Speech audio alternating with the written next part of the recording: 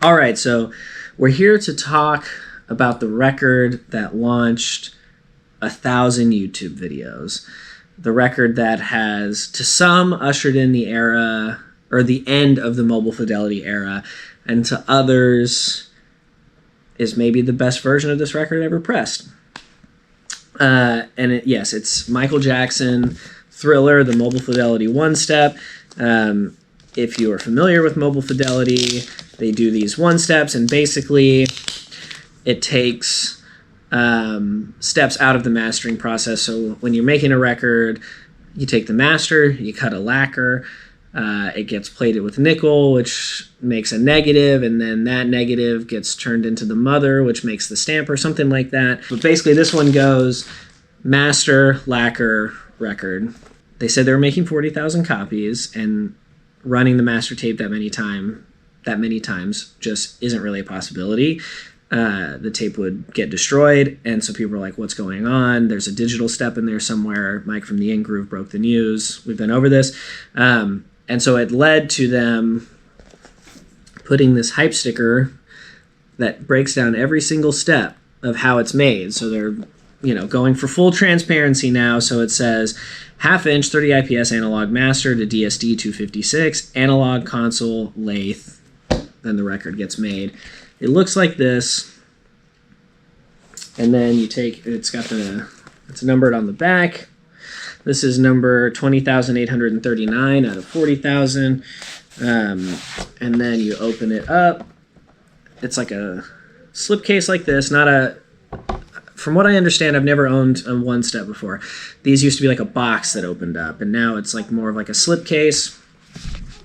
You have an insert that has the full-size album artwork on it.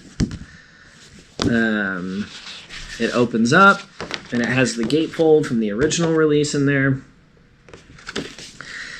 It has the original insert recreated, and then the actual jacket itself looks like this. Mobile fidelity one-step. And then inside you obviously have the record itself. So, why was this record such a big deal? Why am I making a video about it? I'm doing a review of it because I have listened to it.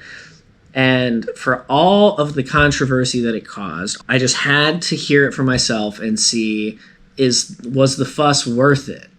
Does it sound bad? Does it sound lackluster enough? Does it sound great? What is it? What's going on with this record? So I've heard the original. It sounds good. This record sounds great. It sounds great. Is it worth $100 or however much more you might end up having to pay for it? Probably not. That's a lot of money for a single record.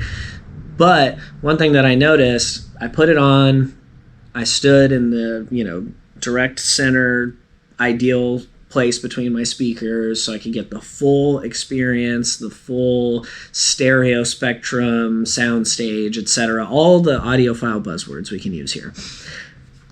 I listened to it, and the stereo spread is so wide. It's this huge kind of space that it creates. It's incredibly detailed. And I think for a record like this, it's worth hearing it at least once that way, because Quincy Jones was no slack from the producing, arranging perspective.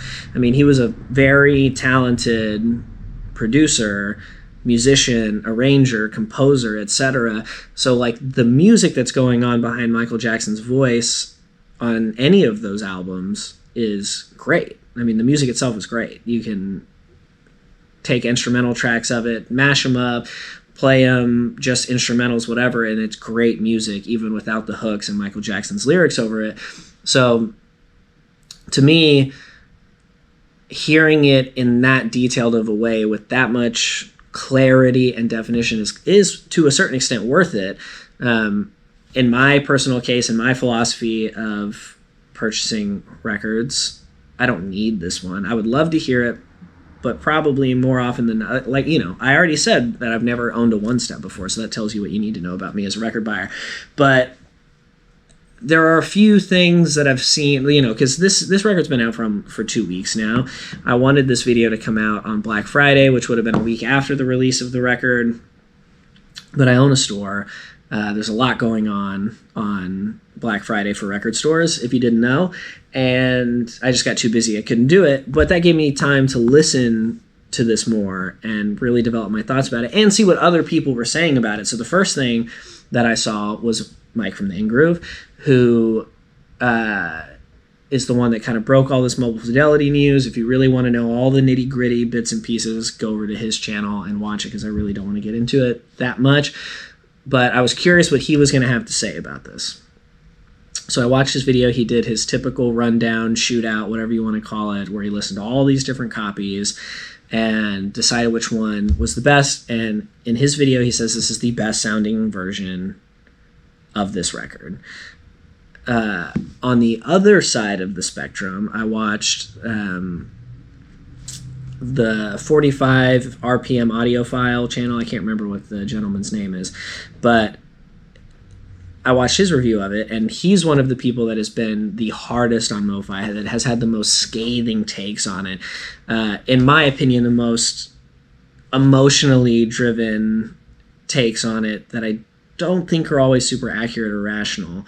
But I was watching his video, and there were a couple of quotes that really stuck out to me where I just was kind of really confused about the take that was being presented or how someone could come to that conclusion. And the first is, and I might be somewhat paraphrasing, but he said, "This is a dance album, not an audiophile album.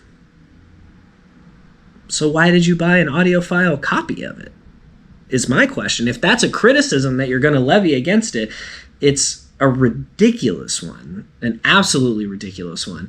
I agree that this is a dance record and not some like Steely Dan, crazy complicated studio recording, magnificent whatever thing, but you are buying an audiophile version of it. You're buying $100, $100+ audiophile version of it. And so when you're buying it not to buy a dance record. You're buying it to hear a classic album, 40th anniversary of it, and hear it in a new way, in a more detailed way, in a way that brings out the detail and the complexity and the just full breadth of the composition, right? Nobody's buying a Mobile Fidelity one-step to play out in a club. That's not happening. So for that criticism to have been like a big part of his conclusions on this was more than odd to me. And then the other thing that I saw was him referring to the packaging as lackluster, which I also find interesting because one of the things that every review of this album that I see is people talking about them changing the packaging so that it's not as prone to fingerprints or whatever. And so the thing that causes the fingerprints is the extravagance of the packaging.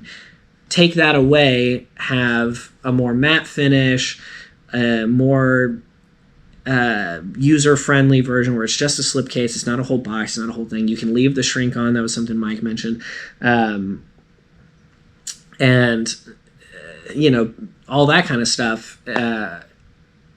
And now so the criticism was that the old ones left fingerprints. They fixed that, and now the criticism is that it's too lackluster. There's just a certain degree to which some people are never going to be happy. All of that being said, the record sounds good. Would I spend the money on it? Probably not. Is it worth hearing? Absolutely, especially if you love this record and you're intimately familiar with this record. I think it's time to put all this audiophilia to bed, for me at least. I mean, it's been interesting following along. It's been interesting to watch, people have meltdowns in real time about something as silly and trivial as records. But I think having followed this saga myself from the beginning, where the news was broken because of this record being produced in such quantity, and now to the release of this record, I think the time is kind of over for me to really give a shit about anything audiophile related. I love great sounding records. I always will. I always have. And I definitely always want to have great sounding records, especially as a DJ. I want the records that I play out for people to sound great, but the obsession is something that I just don't think that I can do anymore. And I'm going to, and I'm happy now that I can close this chapter, this phase of my record collecting journey, and just get back to more practical stuff, and get back to listening to good records that I like for no reason other than that I like them. And I think that's about it. Hopefully you got something from this video. I found this whole thing to be entertaining. Again, great sounding record. Listen to it if you can. If you really have the money to throw away, go ahead and just buy a copy. Why not? Like have an original that's real punchy and big and like club ready, and then have this one that's like, All right, anyway, that's it. Michael Jackson Thriller sounds good. Don't get too worked up about this stuff. And see you next time with the next video. All right.